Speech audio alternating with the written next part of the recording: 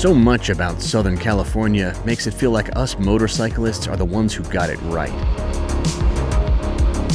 Two wheels are the best way to take in this weather and scenery. Sure, the traffic is bad here, but we're allowed to filter. Sure, the California gas is crazy expensive, but most motorcycles get way better gas mileage than most cars. Established hubs of motorcycle culture like Revzilla and the Bike Shed have made nests in Los Angeles. There is no city in America more advantageous to loving motorcycles than the City of Angels. Undoubtedly, the best thing about being a motorcyclist in LA is what's nearby. Whether you're after mountain twisties, coastal cruising, or unpaved adventures, you can go from your doorstep to a bucket list ride in under an hour, any day of the week, month, or year. Yesterday, we rode Browns Canyon Road up to an abandoned Nike missile site, wound our way through the Santa Monica Mountains, and took the Pacific Coast Highway back into town. Today, we're taking the Yamaha Super Tenere on one of America's great alpine scenic roads, Angeles Crest Highway. Don't touch that dial.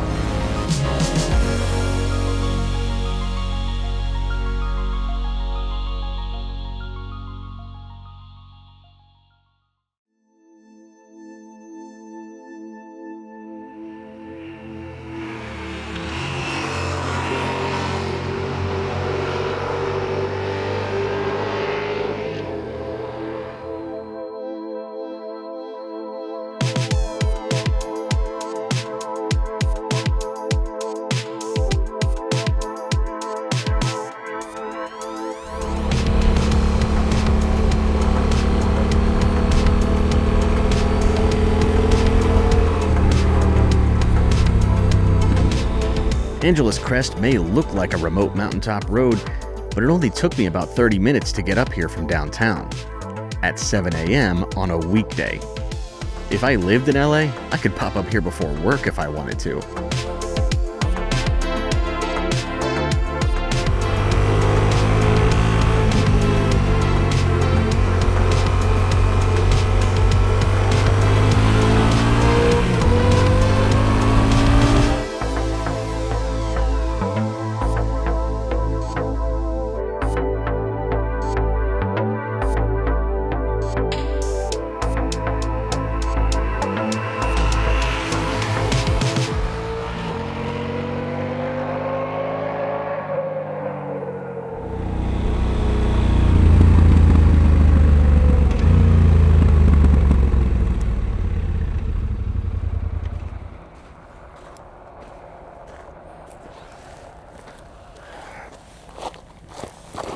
Oh.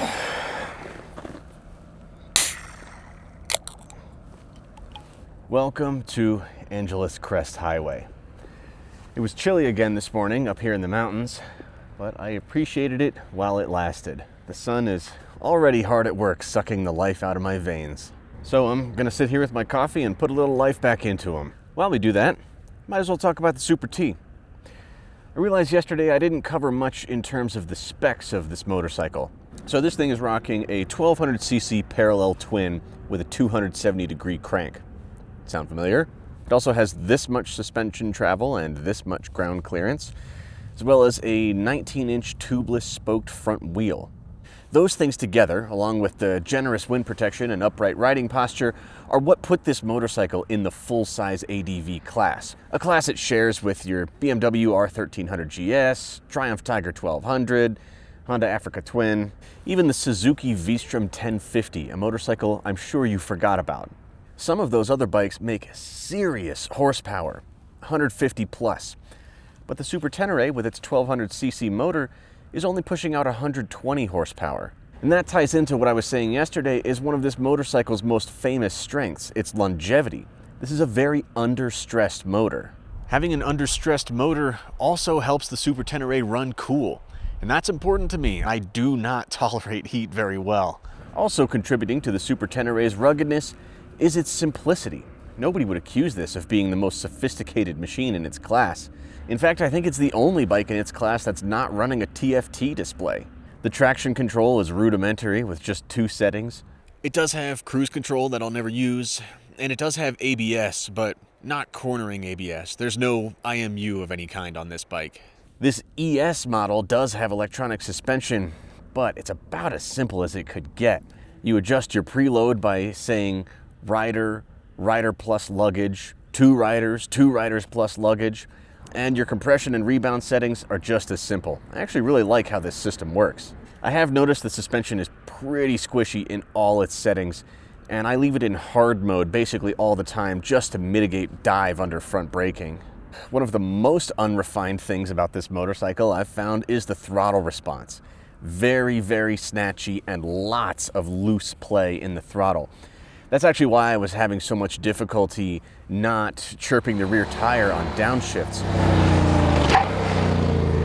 Eventually I figured out that when I'm going to blip the throttle on a downshift, I need to pre-stage it to just the end of the slack. Only since then have I been able to cleanly rev match most of the time. All right, if I'm forgetting anything else I wanted to talk about, I'll let voiceover guy handle it.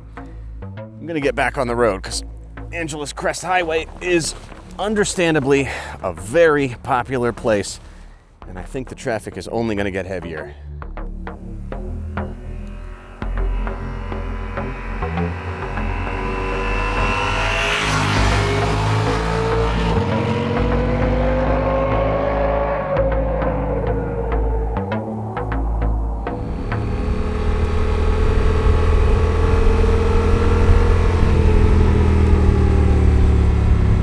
Despite being the better part of 600 pounds and wearing chunky tires, the Super Tenere is surprisingly fun on a twisty road like this. Turn in takes less effort than you'd expect, and it even holds a curve pretty confidently.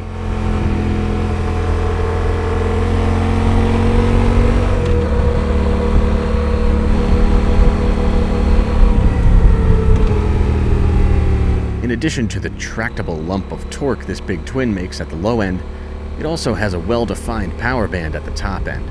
The bike doesn't often goad you into reaching up into that power band, other than in the occasional surge when the road straightens out.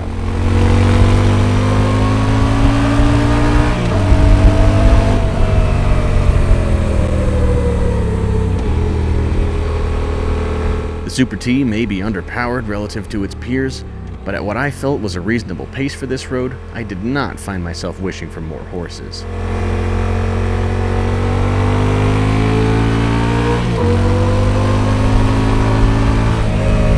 The soundtrack is nothing to write home about. The one saving grace is that 270-degree crank. I know some people think the 270 crank is overplayed, but in addition to its technical benefits, it also just saves this bike from sounding like a sewing machine.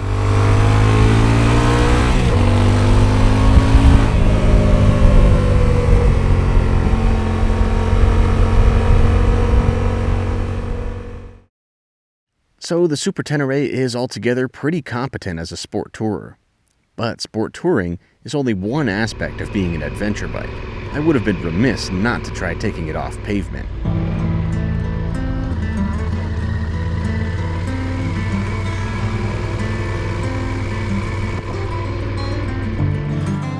All right, I just managed to find myself a little dirt road here. This is in the middle of some kind of Forest Service campground network.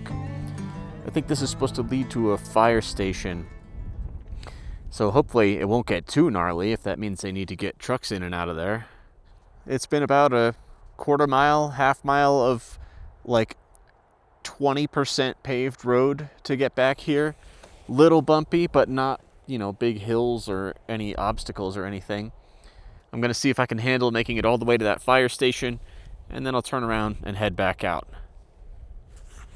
This is about the most daring I'm willing to be on this bike, given its weight, my skill level, the fact that it doesn't belong to me, and that the rental doesn't allow off-road riding. So if anything were to happen, I'd be fully liable. Let's see what we can do.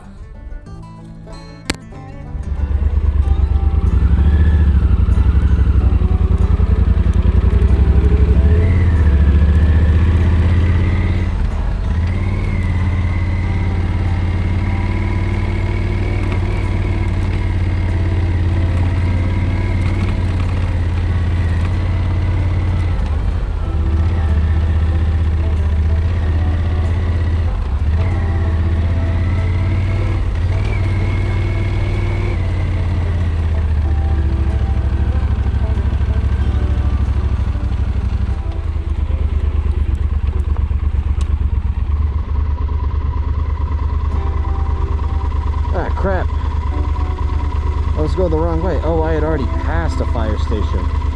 Well, in that case, I think this is as far as I'm going. I don't want to risk getting somewhere that I can't turn around. And certainly don't want to risk having an incident back here.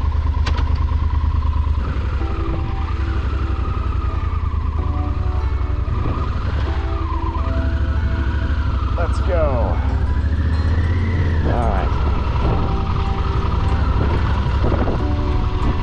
I think that was as far as it was wise for me to go.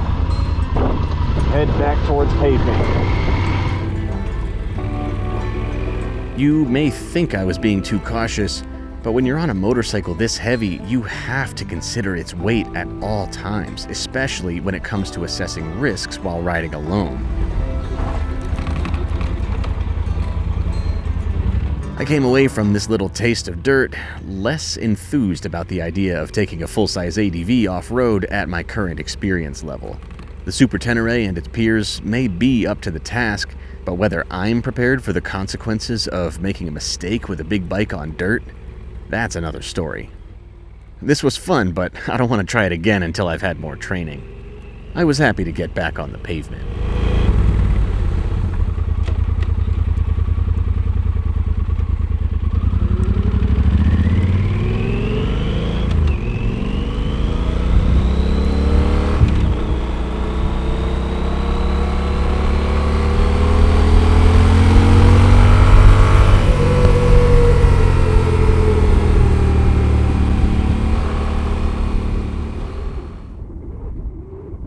Angeles Crest Highway gains altitude with each passing mile, and LA's sunny, summery weather only reaches but so high. By the time I was 20 miles in, the air had cooled off significantly and the sky was beginning to turn gray and low, just the way I like it.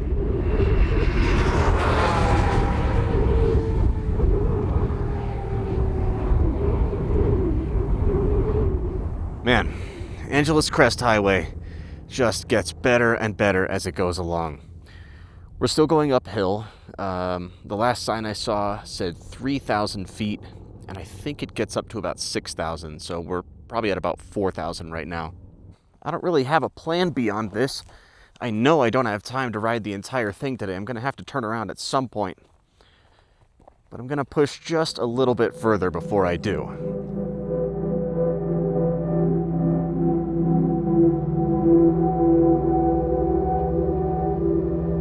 The further I rode, the more otherworldly this place felt. Perhaps it was just the stark contrast from the conditions in nearby LA, but I do feel there's something really special about being up high in Angeles National Forest. Especially in this nice weather, all by myself, soaking it up in the best way possible. I felt as if I was flying.